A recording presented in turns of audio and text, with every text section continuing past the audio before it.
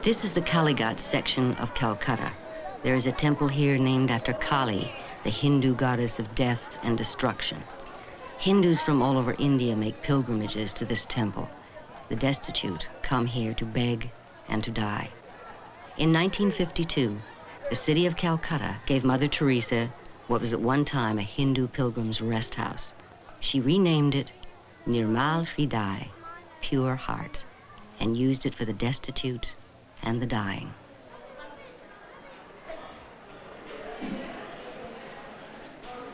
This was the most difficult of all Mother Teresa's houses to confront.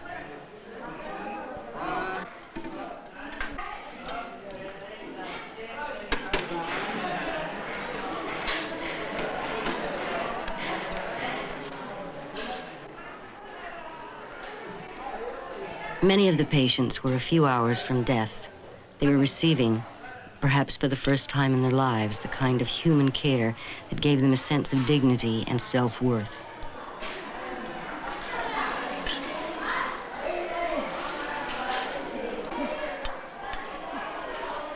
The missionaries of charity are not in the business of converting.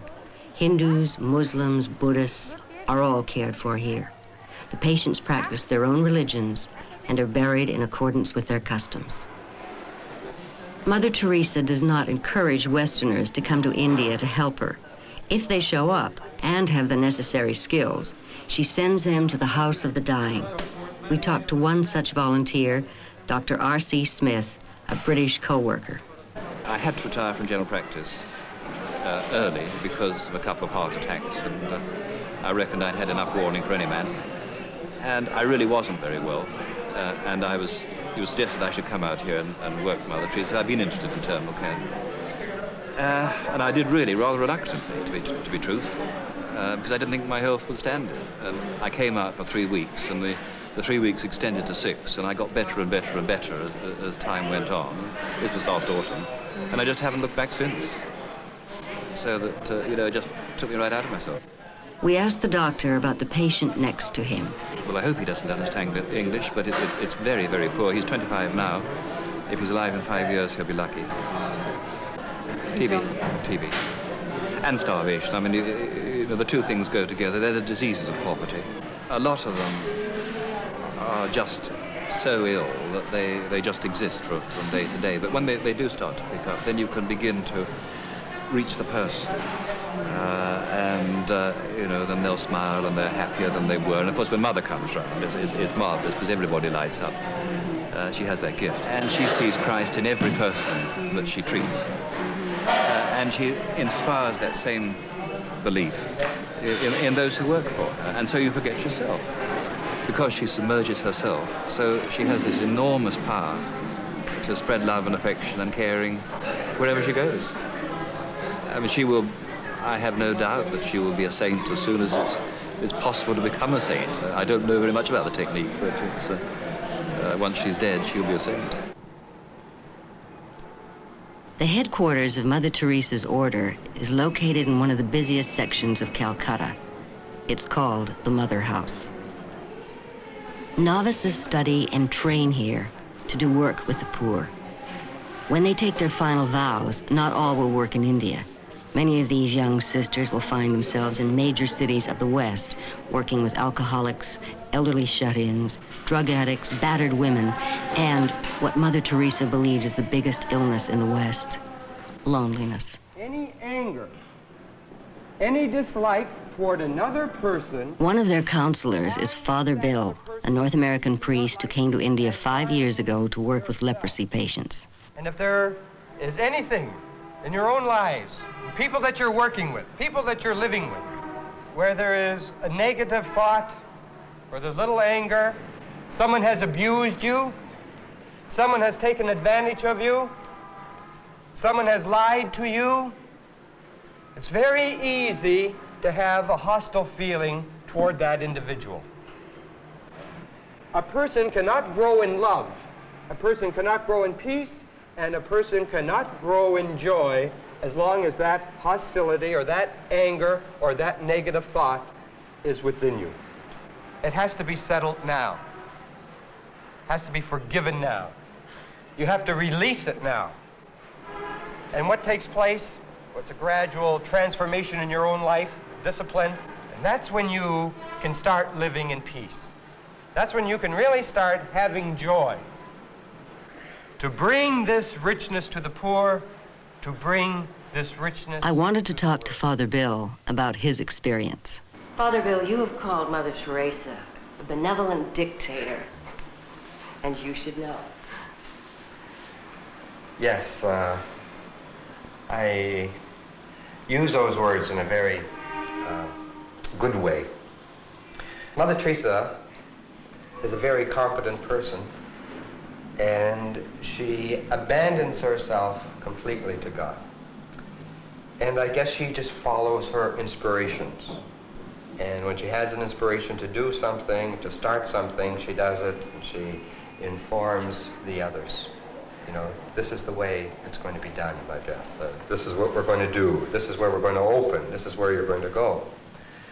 But I think I'm seeing something more than a benevolent dictator.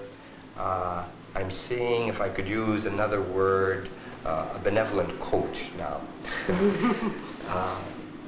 She is coaching the sisters on. She's coaching the world on.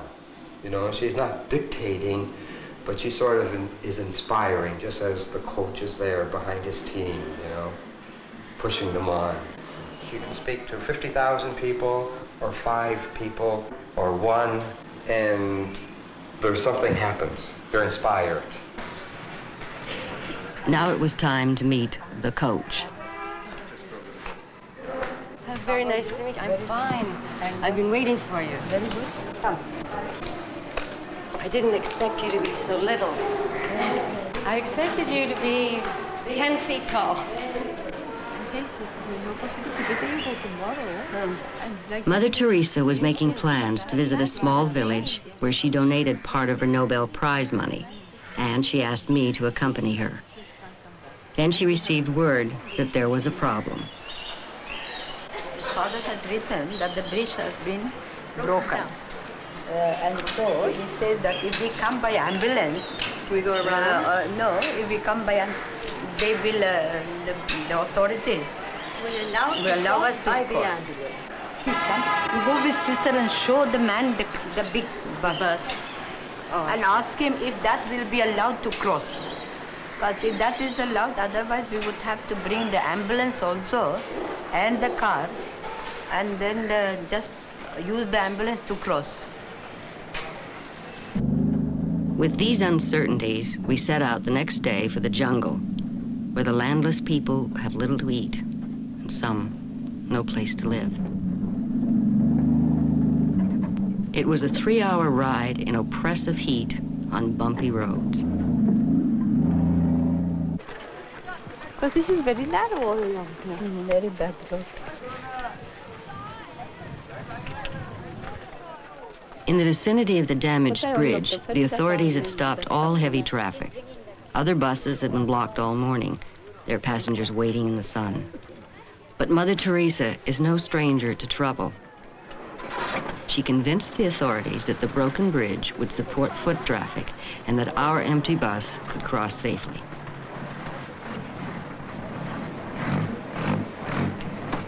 We'll pass here and then we'll get into the car. You're very good at directing traffic. Very good.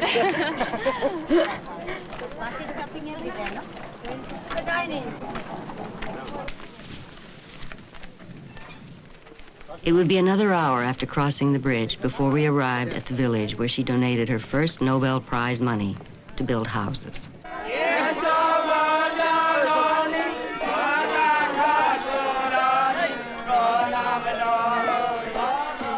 Hundreds of people were waiting to greet Mother Teresa. Some had walked 20 to 30 miles from neighboring villages to pay homage.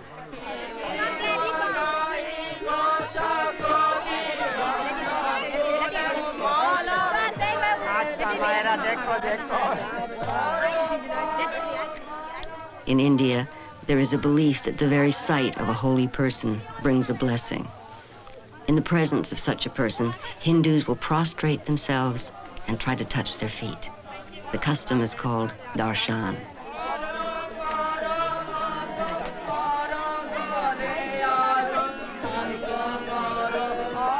Mother Teresa reciprocated by touching as many of the people as she could.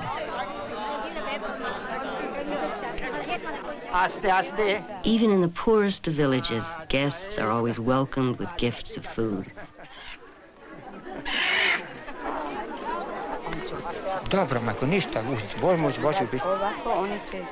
Father Gabric is the local priest, a native of Yugoslavia who has worked in India most of his life. They took this opportunity to converse in their native language. Father Gabric has been a friend of Mother Teresa's for 50 years.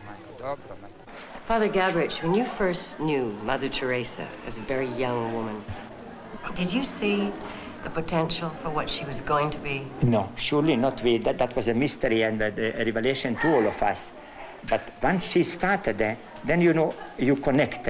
Oh, that's exactly.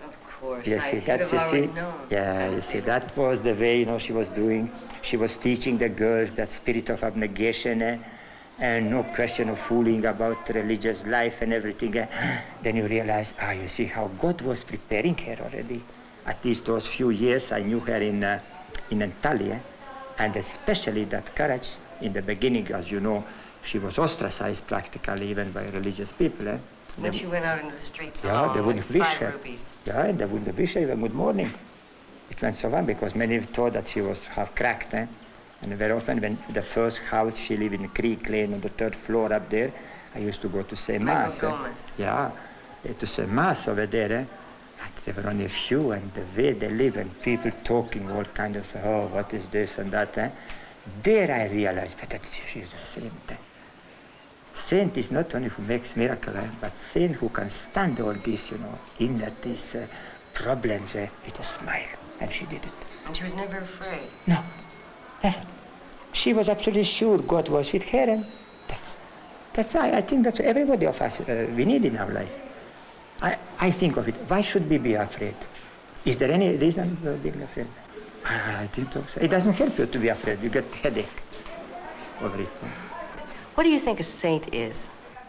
Really, to be a saint, it's so simple, and it's so also difficult, because simplicity is very difficult. We are so artificial nowadays. We complicate our life and our, relation to God and to man. To be saint is to be simple to God, simple to ourselves also. I tell the people day and night. Suppose there was no night. The day would be, really too still and too common. But there is a night. That's why the day is so, morning is so beautiful after a night. Same thing in our life.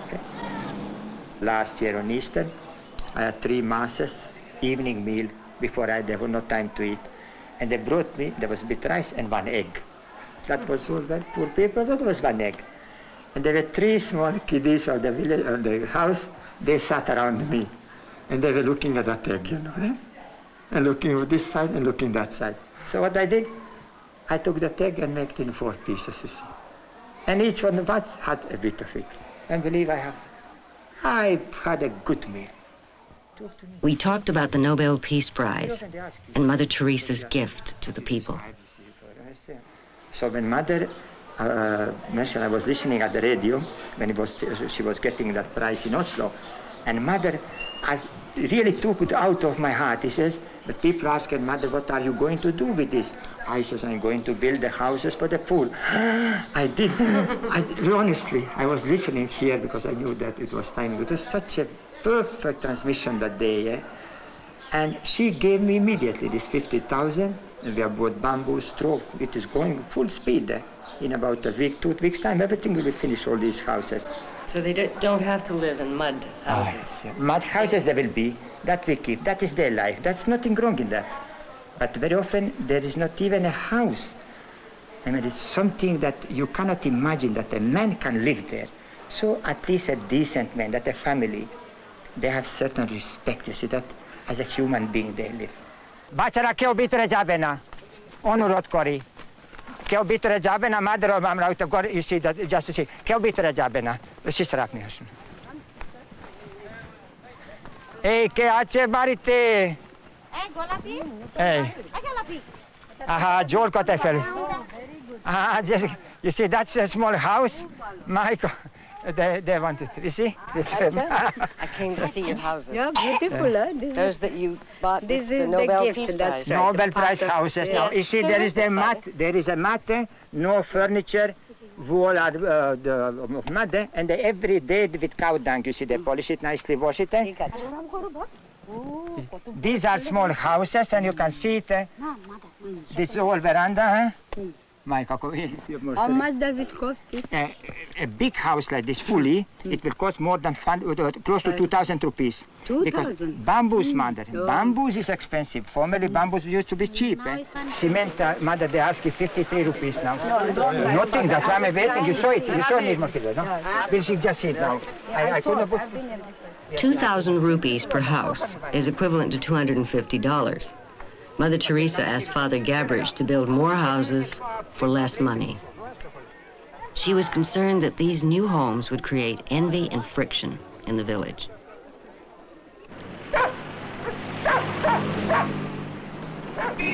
Having experienced Mother Teresa's work with the lepers, the orphans, the sick, and the homeless, I returned to Calcutta for an interview with this remarkable woman. We come to you all over the world to see newspapers and magazines and books. What do you think we are seeking? That is, I suppose you are seeking to prove the reality of God's love. That God still loves the world so much. I think we also want to find something in you and in the brothers and the sisters that maybe in the Western world we do not find it. No, I don't think so. But I think what you are looking for, that really God love the world in real, because the work is nothing but our love for God in action.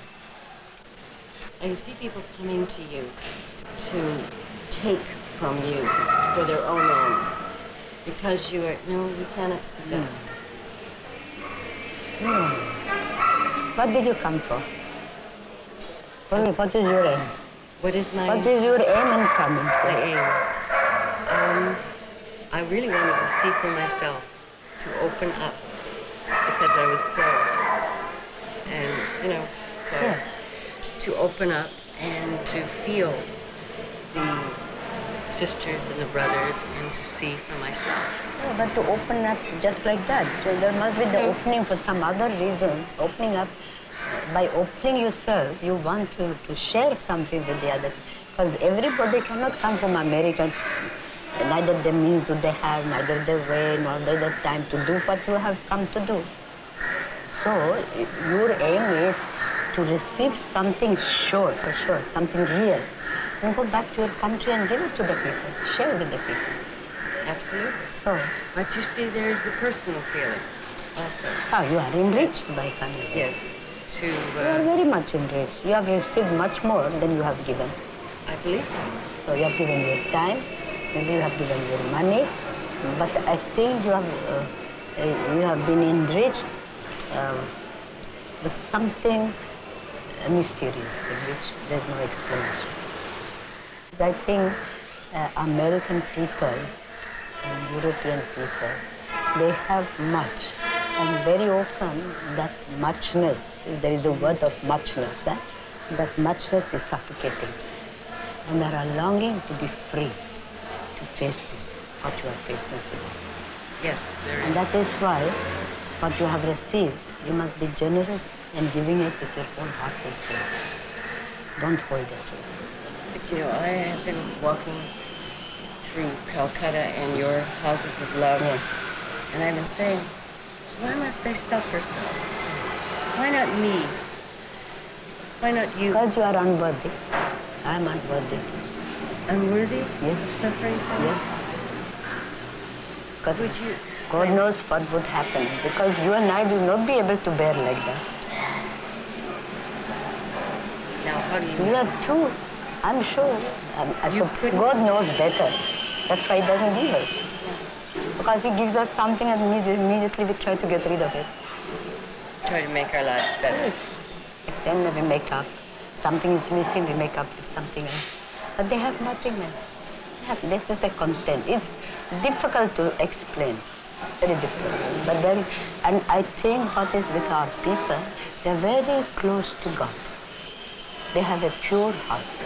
When I was growing up, we used to see motion pictures or lectures on starving children in India. And there was always a feeling of poor little things, but totally Never did. separate.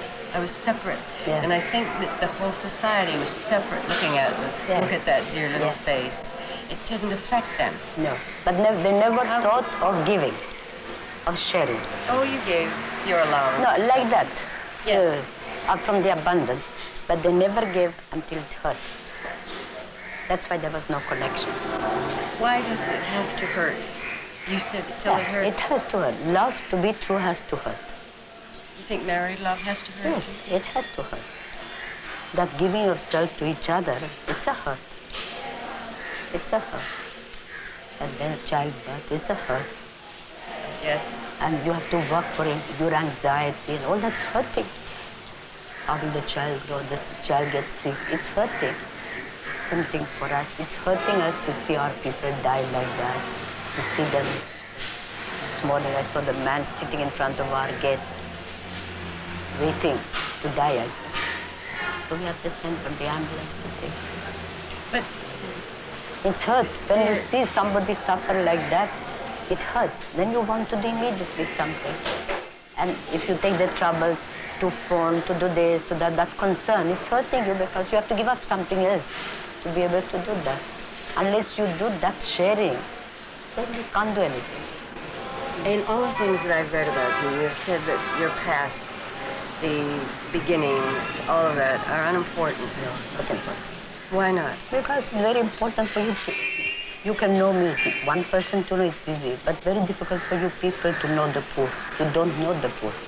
And I want you to know the poor. They are the important. I think the greatest injustice that we have done to them is that we have deprived them of the human dignity.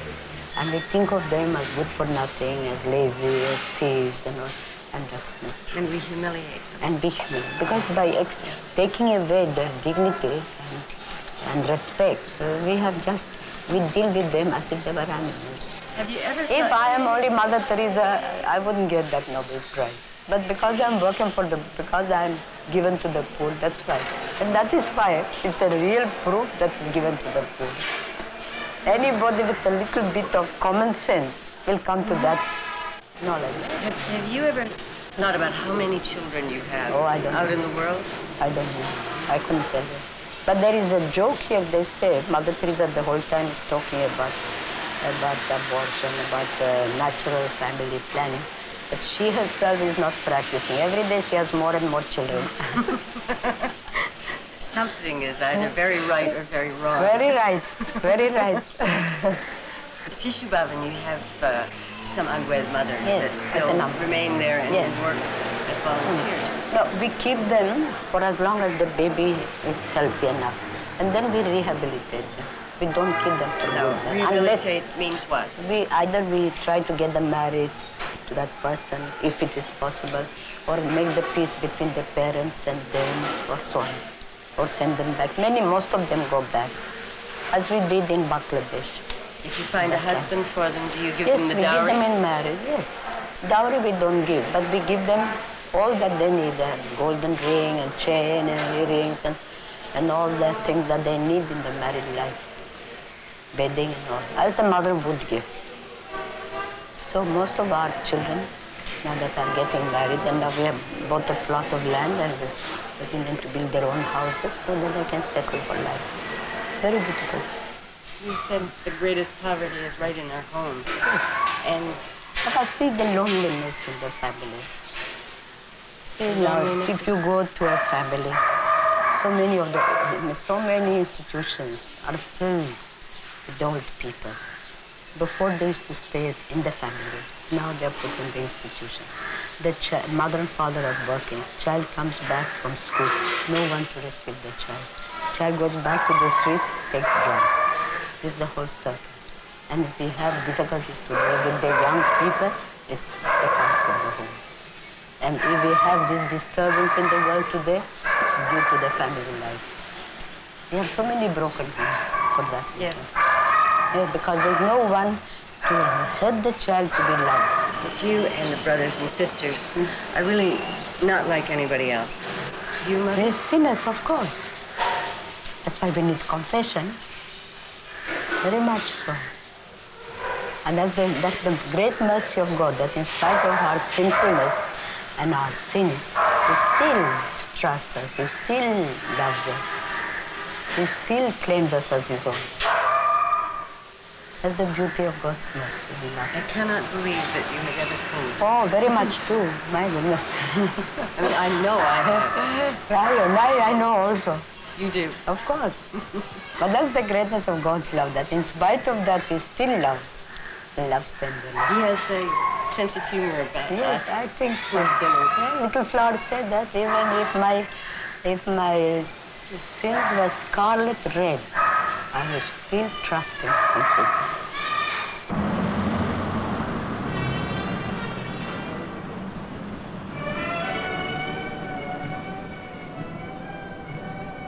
Three months after Mother Teresa received the Nobel Peace Prize, Prime Minister Indira Gandhi arrived at the presidential palace in New Delhi to witness another honor for Mother Teresa.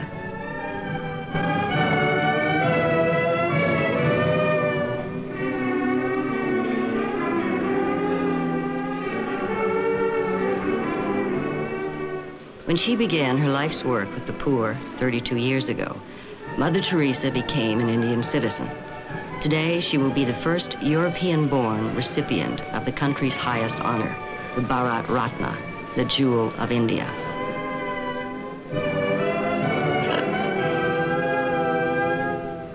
Bharat Ratna, Mother Mary Theresa Vayajoyu.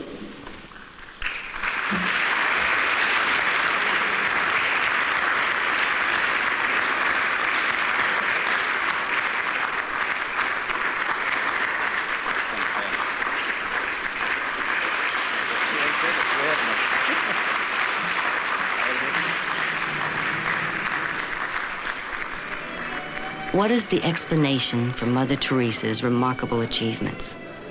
Perhaps it is her universal compassion, her ability to empathize with anyone, to love each unconditionally. The unique strength of this love is that it never discriminates, it is never judgmental, and it asks nothing in return. God bless you. Thank you. Thank you.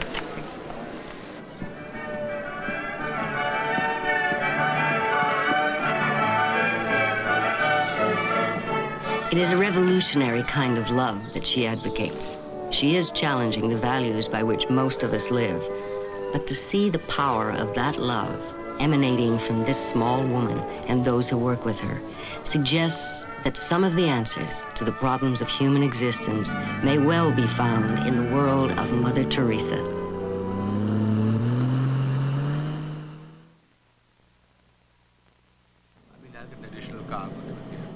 Now, the only point is when Mother breaks for lunch around 12:30, I want you all to join us for lunch. So we'll have to tie up and see. I'll keep somebody. No, that's no problem. ভদ্রতা দেখাবো তো দয়া করে আস্তে আস্তে যাবেন যুবকেরা আপনারা দেখবেন যেন সঙ্গে সঙ্গে যায় মেয়েরা তোমরা বড় অপেক্ষা করো God bless you. God bless you. God bless you. God bless you. God bless you. God bless you. Maybe you begin to know first the poor of your own family. And next door neighbor, do you know who is next door neighbor? And then pass on. From your neighbor, pass on in the street you live.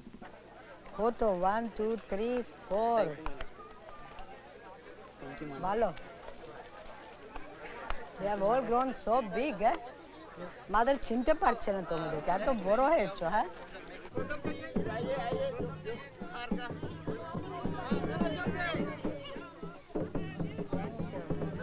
And now, before the commencement of the sports meet, our mayor, Theresa, will speak a few words.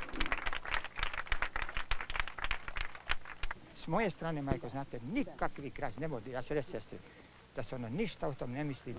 Majko, ako sam za koga molio toliko. Acha, very good, Vincent, very good. Prize, Kotak and Company. Katak and Company. Such a small thing. Third prize, Anthony and Company. Anthony and Company.